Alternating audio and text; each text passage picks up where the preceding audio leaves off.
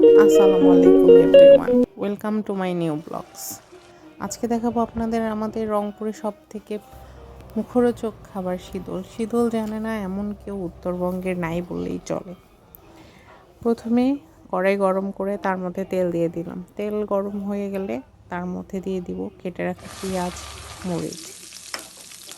মরিচ হালকা নাড়াচাড়া করে যখন একটু নাড়াচাড়া করে নিব, সামান্য ভাজা ভাজা হয়ে গেলে এর মধ্যে বেটে রাখা মশলা, আদা রসুন বেটে রেখেছিলাম, ধনিয়ার গুঁড়া, শুকনো মরিচের গুঁড়া, হলুদ গুঁড়া, আদা রসুনের সাথে লবণ দিয়ে একসাথে পিষে রেখেছিলাম, সবগুলো দিয়ে দিব ভেজে রাখা পেঁয়াজের মধ্যে। তারপর সেটা একটু নেড়ে চেড়ে কষিয়ে সুন্দর মতো মশলা কষিয়ে নেব, যাতে আদা রসুনের যে কাঁচা গন্ধটা সে গন্ধটা না থাকে। সুন্দর মতো কষানো হয়ে যাওয়ার পর এর মধ্যে ধুয়ে রাখা মাছ দিয়ে দিব। মাছও এখন সুন্দর মতো কষিয়ে নেব। মাছ কষানো হয়ে গেলে কড়াই থেকে মাছ তুলে নেব। কড়াই থেকে মাছ তুলে নিয়ে এর মধ্যে সুন্দর মতো মাছ কষানো হয়ে গেছে, যাতে মাছের গন্ধ না থাকে। মাছ তুলে নিচ্ছি।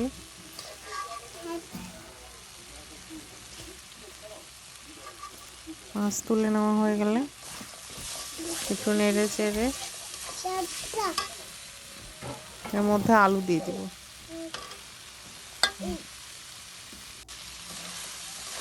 আলু দিয়ে ভালো মতো নাড়াচাড়া দিয়ে কষিয়ে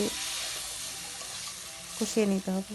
সুন্দর মতো কষানো হয়ে গেলে এর মধ্যে এখন দিয়ে দিব আমাদের সব থেকে জনপ্রিয় খাবার শীতল। আমার ফ্রোজেন রাখা ছিল, বরফ বের করে ডিরেক্ট আমি এর মধ্যে দিয়ে দিব। আলু কষা হয়ে গেছে।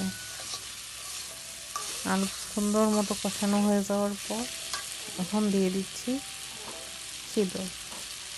আমাদের এখানে শীতল দেখতে কিন্তু এমন হয়। শীতল দিয়ে নাড়াচাড়া করে সামান্য একটু পানি দিব, যাতে শীতলটা সুন্দর মতো বরফ থেকে গলে যায়। তারপর এটাকে ঢেকে দিব।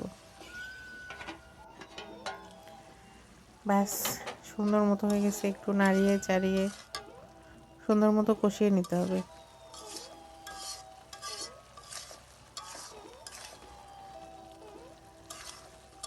শীতলের একটা অন্যরকম ঘ্রাণ আছে, যা খেতে খুবই ভালো লাগে। কারো যদি খাওয়ার রুচি না থাকে, সেই শীতলের তরকারি দিয়ে অনায়াসে 1 প্লেট ভাত খেয়ে ফেলতে পারবে। এত ভালো লাগে শীতল আমাদের উত্তরবঙ্গের খাবার। হয়ে গেছে, কষানো হয়ে গেছে সুন্দর মতো।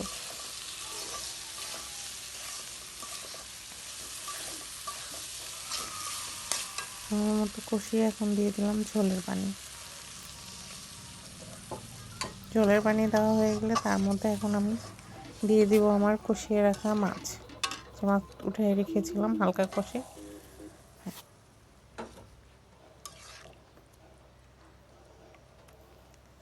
সুন্দর মতো ঝোলের পানির সাথে মিক্স করে এখন ঢেকে দিতে হবে।